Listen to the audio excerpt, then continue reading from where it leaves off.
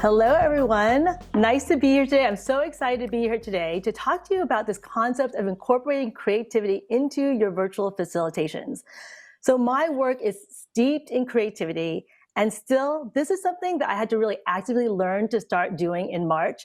So what I'm going to do today is share with you some of the tools that I use to bring creativity into virtual facilitations, and then also share with you why I think it is important to use creativity in our facilitation skills.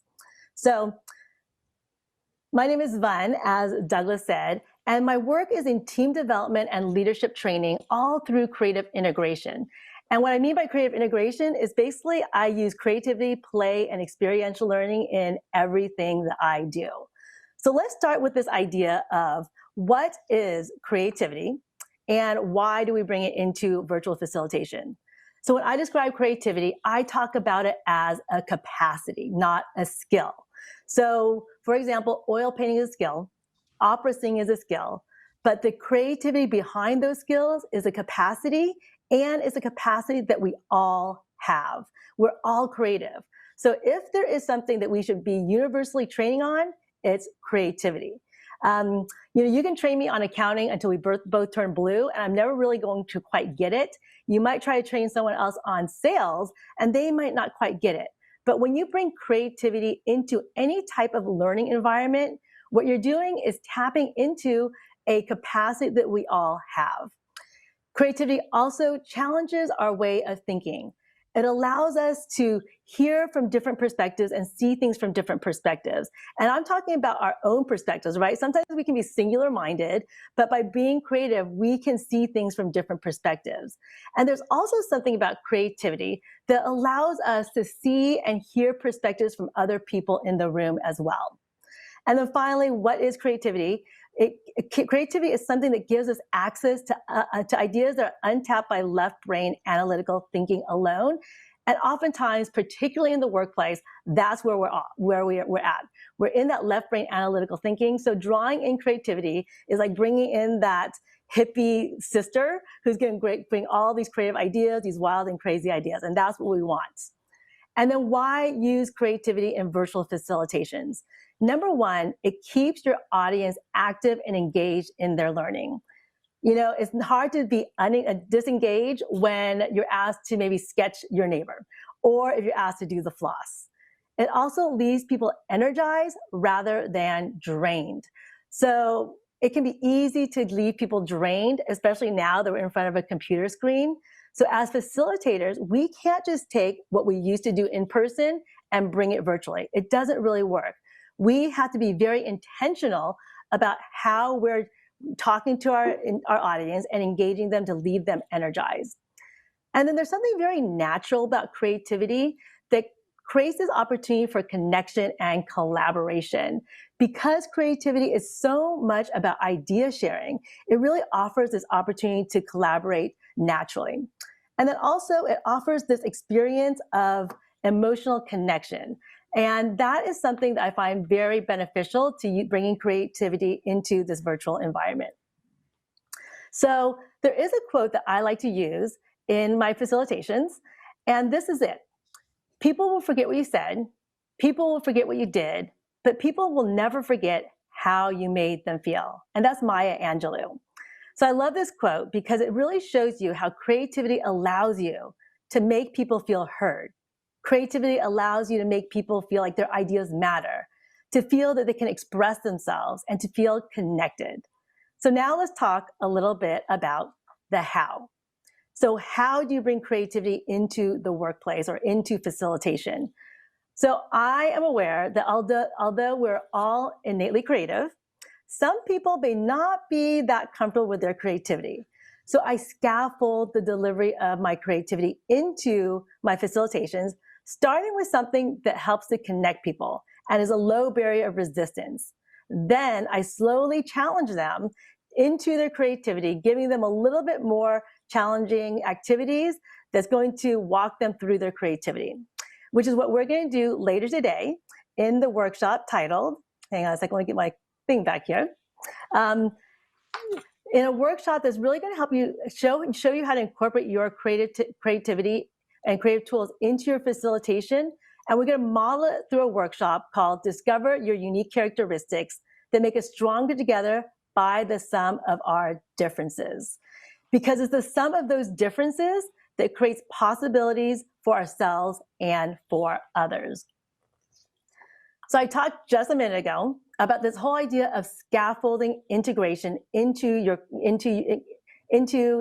virtual facilitations, and starting with something that connects people and has a low barrier of resistance. So one tool I use for that is storytelling. And I'm going to demonstrate that for you right now. And to do that, I am going to have to go way back in time, all the way back to 1975, to Hope Village Refugee Integration Center, where my family and I found ourselves after fleeing the end of the Vietnam War.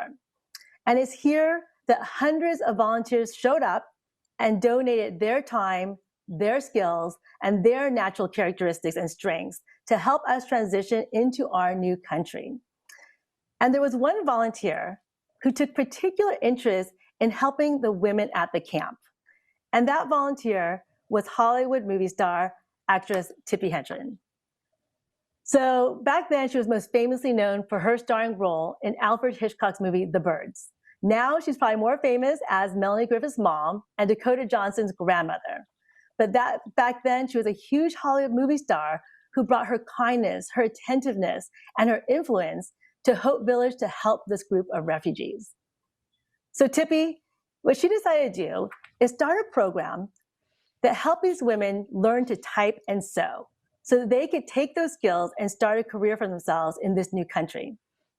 But there was something else that sparked the curiosity of my mom and 19 other women at the camp. And you can see it slightly here in the picture. That was Tippi's long, red, manicured nails. So Tippi could have easily overlooked that curiosity, but she didn't. What she did was she was attentive. And what she did next was she asked herself, well, what if we can get these women trained and licensed as manicurists? So the first thing she did was she went back to Los Angeles and invited her personal manicurist, Dusty Cusputera, to come up and help these women learn how to do a basic manicure. So weekend after weekend, Dusty showed up, and she brought with her her patience and her natural ability to teach and to connect. And she taught them how to do a basic manicure. And what that did is it made my mom and her friends even more curious and more determined to make this their career. And Tippi was determined to help them. So despite the fact that none of these women spoke English, and certainly none of them had any money to pay for tuition to go to school, Tippi got creative. And she went down to the local beauty school, and she asked them, would you be willing to take on these 20 Vietnamese refugee women as students? And the owners of Citrus Heights Beauty College, with their compassion and their willingness to help, they said yes. So because of this, these 20 women, all of them passed their manicure practicum and written test in English in under 10 weeks. And the story doesn't end there. It was the refugees who came after us that learned about the profession from my mom and her friends, and then their friends from them. Some of you may know that the Vietnamese manicure industry, or the manicure industry in the United States, is now an $8.3 billion industry, dominated by Vietnamese Americans who make up 53% of the profession across the country and 80% here in California. So the lesson I get from this is that it is, in fact, the sum of our differences and our connection that makes us stronger together and makes it possible for us to achieve what might seem impossible on our own. Tippi brought her kindness, her attentiveness, her influence, and her creativity. Dusty brought her patience, her natural ability to teach and to connect. The women brought their resilience, their determination, and their curiosity. And then the owners of the beauty college brought their compassion and their willingness to help. So I share this story in this presentation for a couple of reasons. I just gave you an example of how to scaffold creativity into your virtual facilitations through storytelling. Now, clearly, your story doesn't have to be as dramatic as fleeing a war-torn country or trailblazing an entire industry. But what it does have to do is level the playing field, connect people, and elicit an emotion to draw people in the room with you. And you also got to show a little bit of vulnerability, because by doing so, you allow others to do the same. And if you're going to ask people to tap into their creativity and get a little vulnerable, it's important that we model that first. And again, with this particular story, what I want to show you, and I hope I showed and inspired all of us to do, is draw on our natural character strengths and follow our curiosities over the next 3 days to find ways to connect, collaborate, and create possibilities for ourselves and for others. So what I did, I shared this tool of storytelling this morning as a starting point, right? So I talked about the whole idea of scaffolding your creativity into your facilitations. So the next step after storytelling and connecting is what I like to call transfer exercises, where you're asking people to participate by building on or drawing with some defined shapes. So for example, I can't see any of you, but I'm going to ask all of you to just like look around you right now and pick up 5 things you might see next to you. Just 5 small objects. And I'm going to ask you to just take 30 seconds to use those objects to build a tower. So I'll give you about 30 seconds here, loosely 30 seconds to build a tower. Okay, so some of you may have your towers up by now. And then what you might want to do is ask them some questions such as, how many of you built for height? How many people built for aesthetics? How many people built for a strong foundation? And now what you've done is you've given them something to do physically, right? Now you're doing manual tactile building, and you've asked them some questions that helps them learn a little bit about themselves. And what you can use that exercise now for is to break them up. You can take them into breakout rooms and use it as a way to do an icebreaker or introduce themselves. So that was the next step in the scaffolding, is this idea of transfer exercises. The next step is the use of visual cues. And since you have your tower already, I'm just going to use that as an example. So as an example, you might now say, what visual cues do you see from that tower? What characteristics of that tower might make you reflect on a way to overcome a challenge that you might be talking about?